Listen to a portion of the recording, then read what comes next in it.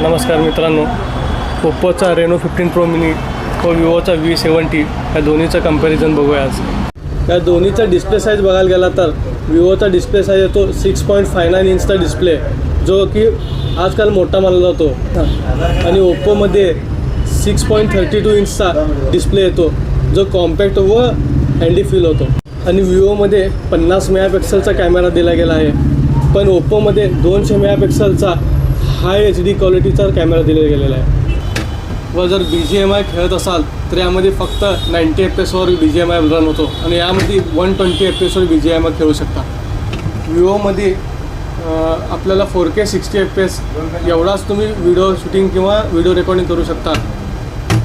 पण ओप्पोमध्ये all focal length कुठल्याही camera लेन्सनी तुम्ही 4K HDR व्हिडिओ रेकॉर्ड करू शकता. आणि कॅमेरामध्ये विवोला भेटतो V70ला फक्त 100x झूम, पण ओप्पोला 120x झूम, व तेही क्वालिटी कमी न होता. फक्त डिझाईन कॉपी केल्याने काय नाही होत, आतले हार्डवेअर बी तुम्हाला चांगल्या पद्धतीने द्यावं लागेल, तेव्हा तुम्ही कम्पेअर करू शकता ओप्पोशी.